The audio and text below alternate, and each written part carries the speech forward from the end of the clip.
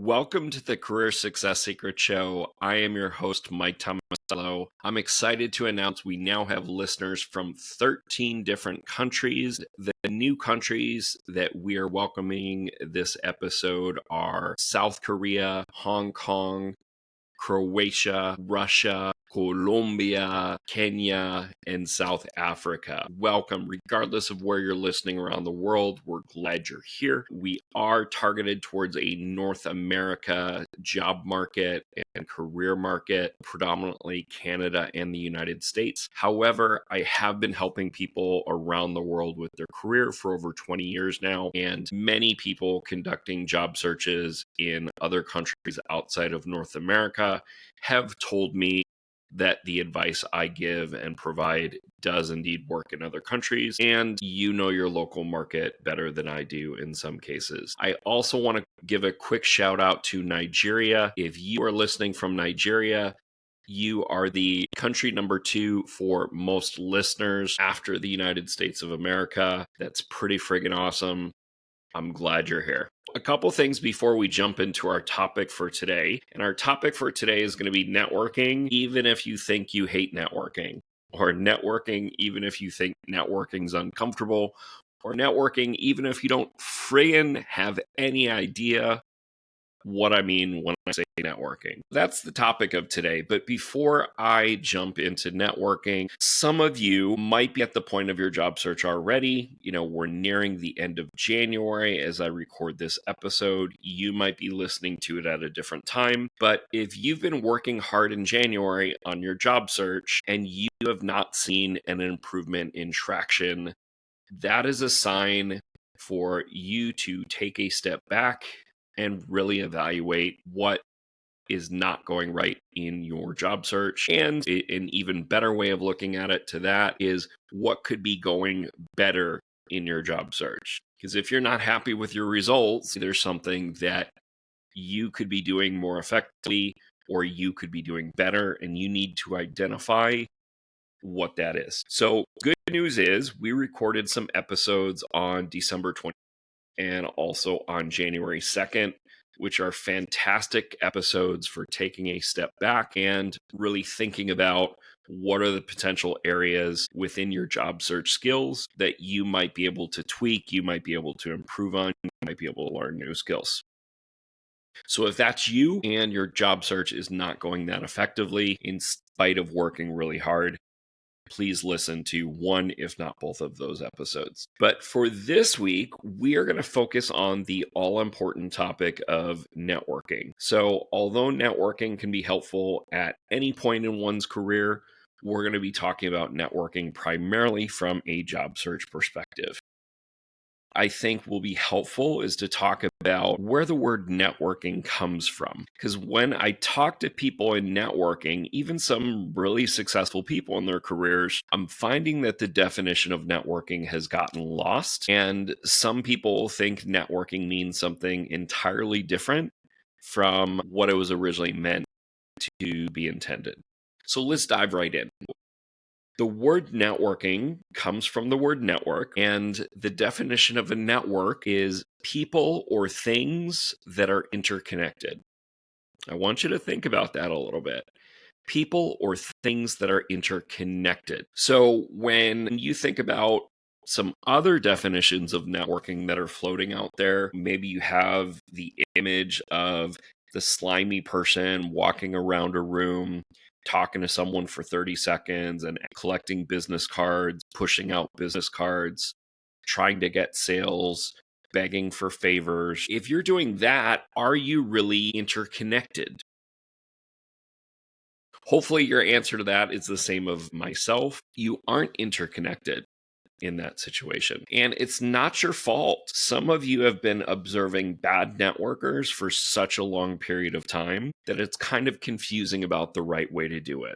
Here's a couple ideas for you in terms of what is not necessarily networking. If you are just sending messages to people and you have no relationship with them, or especially if you have no intention of a longer term relationship with them, you're not really networking. If you are sending a message to someone and ask for a favor right off the bat in the message, you're not networking. If you are creating a social media post or commenting on a social media post, you might be creating an environment that might lead to networking, that might lead to being interconnected, but you're not actually interconnected yet. So I know it's not totally clear what's going on. So let me give you a definition of networking in a different way. Networking is really the art of building relationships and cultivating and nurturing relationships. Okay. So if you only speak with someone once, or you only exchange messages with someone once, you haven't really built a relationship yet. Don't get me wrong. I'm not saying that you never ever send a DM. I'm not saying that at all. Sometimes you have to send a message in order to have the opportunity to start building a relationship. But there's certain things that are going to help with your level of success. So one of those things, and I would argue this is probably the most common mistake that people make in attempting to network, and that's you're reaching out to a complete stranger. I know, counterintuitive, but bear with me. If you are reaching out to a complete stranger, especially if you're asking for something, they don't know who you are. That's very comparable to a salesperson picking a random telephone number, or picking an intentional phone number for that matter, immediately sending a message selling you something or calling you during dinner time or whatnot. Is that a pleasurable experience for you? My guess is it probably isn't. So what's one of the ways that we can eliminate that stranger issue, and still grow our networks at the same time? That strategy recommendation is what I call strong commonalities. Focus on people that you have strong commonalities with. Now, I want you to pay attention to that word strong, because it's not significant enough just to be in the same job field as someone when they're a complete stranger. It's not significant enough to just be in the same industry as someone, because there's such a large group of people that fit that. There's really nothing sort of to bond over. From my research and my testing thousands and thousands of times with different connection types and commonality types, these are the strongest commonalities that I've determined work the best. People you already know, that's a commonality. People that know people that you know, next best commonality. So as you can probably imagine, getting referrals, getting introductions from people that you already know, powerful because it's very unique and it's someone that they already know. Probably self-explanatory, but I wanted to share that with you anyway. Good news, even if you don't know a lot of people, some additional strong commonalities that are going to be helpful for you. Any university that you have ever gotten a degree from. Some of you listening might have 2 degrees, but even if you only have 1 degree, even if you went to a small school in a different part of the world or a different part of the country, every single alum that has a degree potentially will bond with you over the fact that you went to the same university. Anyone that is the same nationality as you, if you are no longer living in that nation. If you are no longer living in that nation. An example I frequently give, if you are Nigerian and you're currently living in the United States, a strong commonality to bond over is other Nigerians that are also living in the United States. If you are a Canadian living in the United States, every other Canadian, probably a good chance that you will bond over the fact that you are not from this country. You're an American, you're from the United States. If you are working internationally or want to work internationally, much easier for an American to bond with other random Americans outside of the United States. So if you're an American within the United States, you can't really use this one, but there's plenty of other stuff on the list. So if you have ever served in the military, that is a strong commonality. They don't even have to have served in the same military branch as you. So Army, Navy, Marines, Air Force, Coast Guard, if you have served in the military, that is a strong commonality that you can reach out to as an excuse to reach out to other people that have served in the military. And then last but not least, I don't think I missed too many, any nonprofits or charities that you have raised money for or that you have volunteered for. Anyone that has also volunteered or raised money for a charity likely has a very strong emotional connection with that. And again, that's something that you can potentially bond over. Now, occasionally I will have someone come to me and say, Mike, I don't really fit into any category. What do I do? And I would say, well, you have at least one or two categories. And the one or two categories is every human being on the planet knows at least a few people. Actually, studies have shown that the average person in the United States, the average person in North America, knows at least 150 people. So all 150 people are part of your network. And all of those 150 people know at least another 150 people, even if they've never left their metropolitan area, even if they've never studied elsewhere, stuff like that. So chances are, I'm really bad at math, but I believe it would be 150 times 150 is the minimum size of your network. So that would be the minimum. If you want to expand that network easily, especially if you don't want to go to any events or any virtual events or stuff like that, I would say I recommend volunteering for a nonprofit or an international nonprofit. Sometimes people come back to me and they're like, Mike, I don't really want to do that, or I don't have time to do that. And I would say, well, if you don't have any network at all, or you have a very small network, you don't have the luxury of not doing that. But here's the cool thing about volunteering. Most nonprofits are so desperate for volunteers. There are one-time opportunities where you can volunteer for a few hours or a day or a weekend. So the moment you volunteer for one day, you are a part of that alumni network of that nonprofit. So don't let that get in the way of you not expanding your network. Last but not least, I didn't think of a commonality that I forgot to mention. It's not as strong as the other ones, but it absolutely can work. And that is people that you have met in person. People that you have met in person. So how does that differ from the other categories, from the people you know?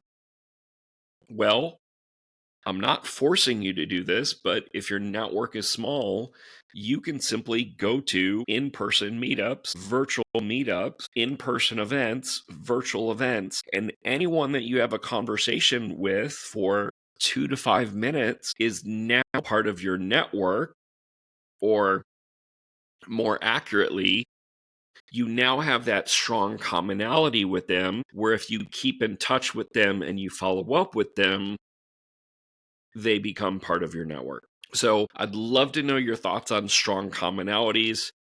If you figured out what your strong commonalities are for you, I'd love for you to drop those in the comments and let me know. If you have questions around commonalities, I would love to know those as well. Other common mistake that I see in networking, and it's such a common mistake that it's actually confusing really successful people about the definition of networking. And that's some people are making the mistake of thinking networking is transactional. You might be reaching out to people, you might be going to events, the events might even be called networking events. But if you're not building a relationship with someone that has the potential for long term, you're not actually networking. We'll talk about some of the ways to do that today in this episode. But I'd love to hear your thoughts and questions in terms of what you think that looks like and what sort of works for you and what doesn't work for you. In an ideal relationship or in an ideal networking relationship, both parties are getting value. Both parties are getting value. So if you're approaching someone and it's all about you or all about your job search, you're probably going to struggle being successful in networking. Now, here's the cool thing. The other party getting value, the other person that's getting value, it doesn't have to be the same thing in return. It doesn't have to be money, doesn't have to be a career opportunity for them. The value you provide in return could be information. So, for example, we talked about being from the same home country or being alums of the same university. Well, the information you can exchange is information about what's going on in your home country. Or for you students out there listening to this, getting ready for your internships, what's that information about what's going on back at the university that the older, more experienced alum might not be aware of? Information exchange. Regardless of your age, you can be sharing information that you're learning in your other conversations and relationships that you're building, whether new relationships or old relationships or whatnot. So, information sharing is value that pretty much anyone, as long as you set the intention, can potentially be doing. The other really powerful value thing that anyone can do is the value of helping someone else feel good. The value of helping someone else feel good. So if someone meets you or someone has a conversation with you, whether they've known you for a week, a month, a year, a decade, if someone comes away from a conversation with you and they feel joy or they feel pride or they feel gratitude, you've given them the gift, you've given them the value of helping them feel a positive emotion.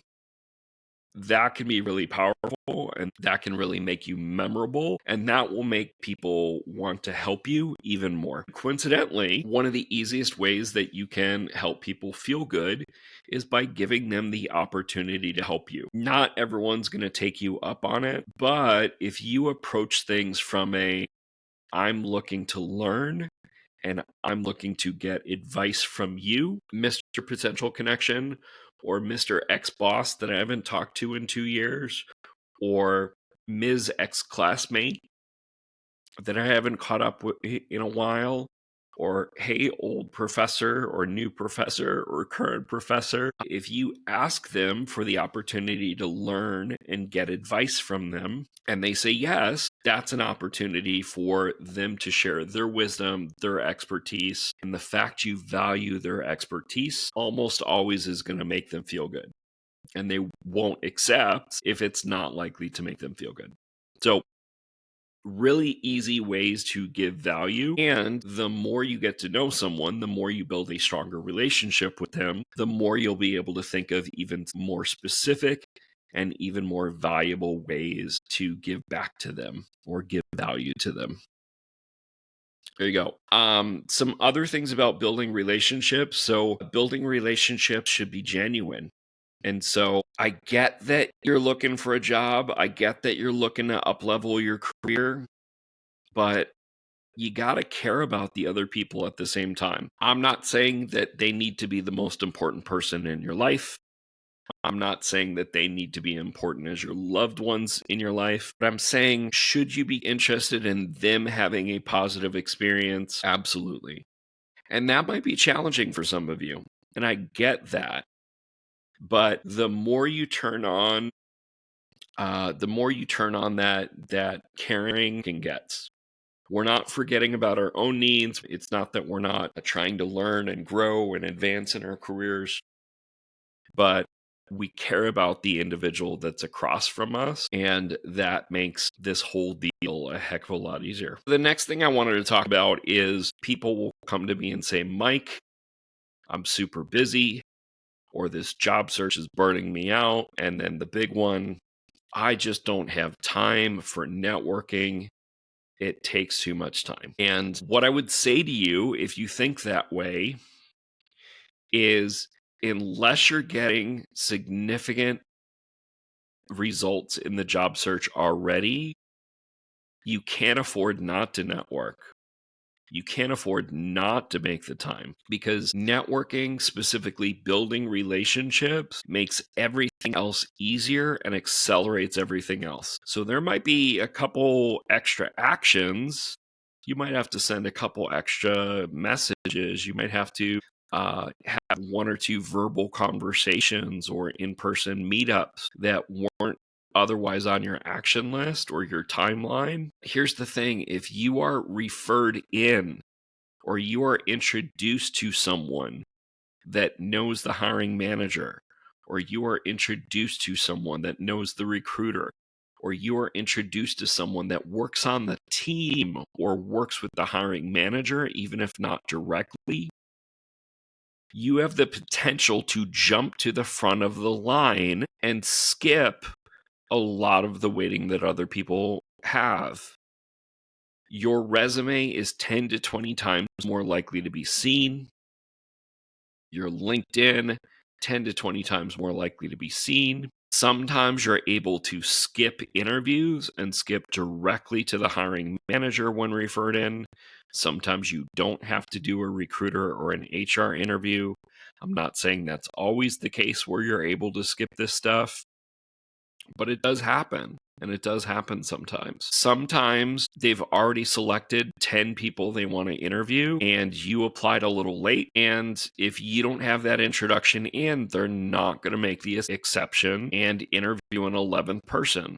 But if you know someone, if you've built a relationship with someone, you're that much more likely to be an exception. People that build relationships tend to find out about job openings before they're even posted.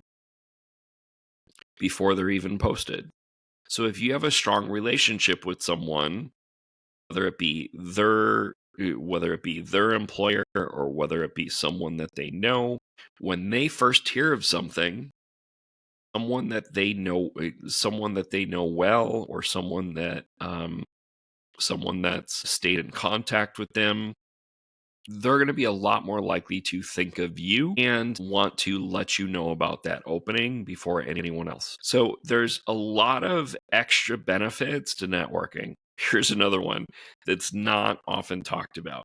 I often get the question from job searchers: I have a history of working for toxic bosses, or I have a history of working in toxic environments. How can I find out early on, or how can I find out before applying what companies, what managers, what bosses, what departments are the good ones and which ones are toxic? And one of the best, if not the best way, is through networking and asking your network about that boss, asking your network about that team.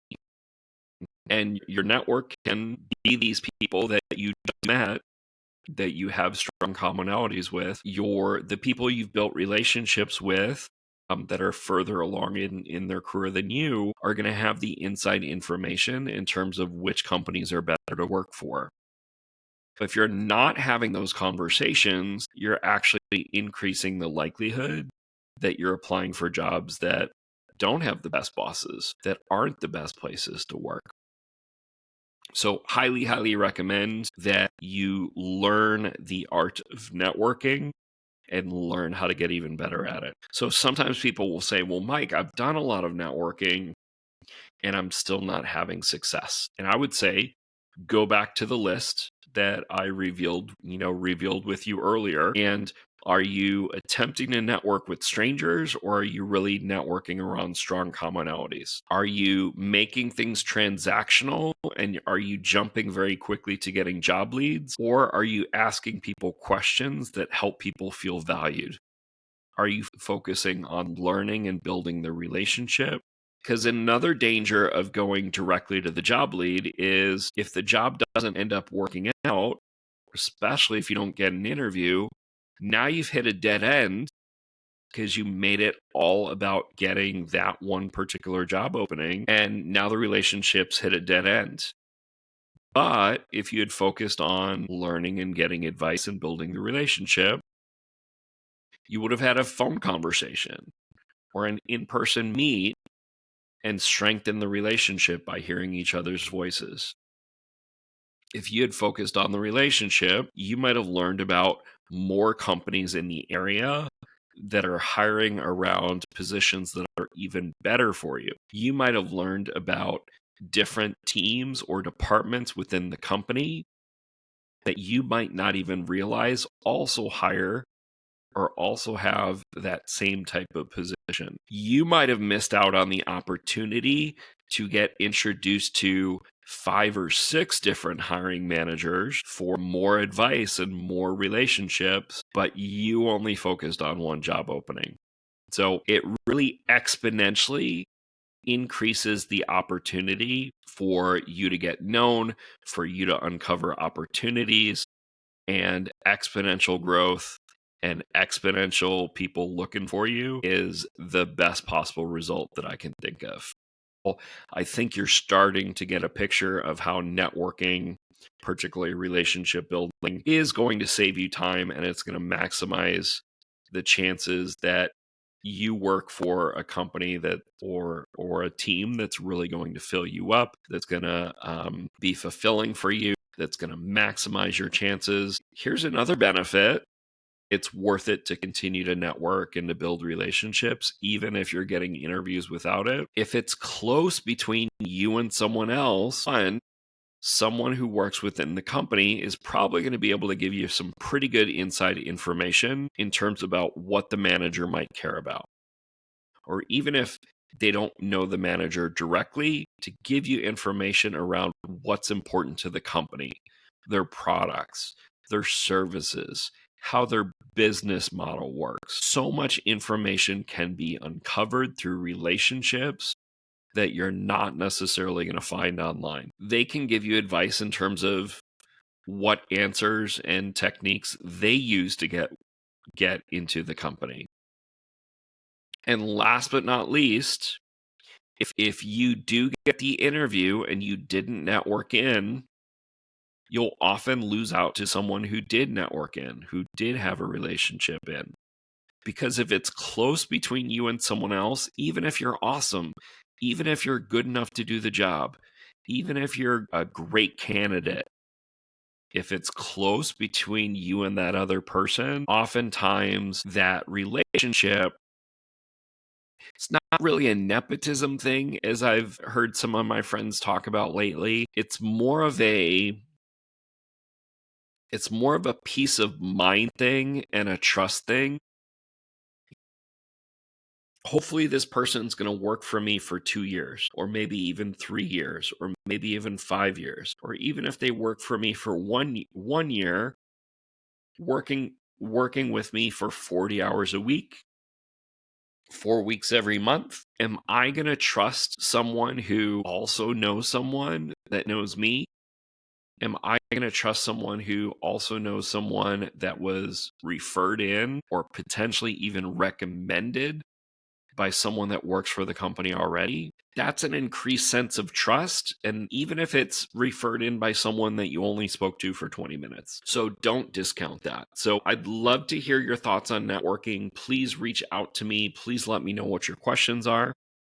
And depending on what I hear, I will totally see if I can create some more content for you to clarify some of this stuff for you. But if you focus on learning and building the relationship and getting advice and getting introductions, not referrals. We're so quick to get referrals, we hit that dead end. But if we just keep getting introductions to people in our field, if we just keep getting introductions to people that are hiring managers, we're eventually going to know so many hiring managers that we're going to have an army of hiring managers that are either creating openings for ourselves or introducing us to other hiring managers and keeping their eyes open for us. So that's it for this week. I'd love to hear what you thought about the episode. Please, we're still kind of new as a show. Every subscribe, every 5-star rating, every even 2 or 3 word comments means the world to us. The faster we can get up to 50, the faster we can let these platforms know that we are a show that they should be sharing to other people, because it's all about us getting the word out and helping as many people around the world as possible. If you can help me by doing one or all of those 3 things, if you can help me by telling one person you know about the show, I will be most grateful. That's it for this week. I am your host, Mike Tomasello. Thanks for listening to the Career Success Secret Show.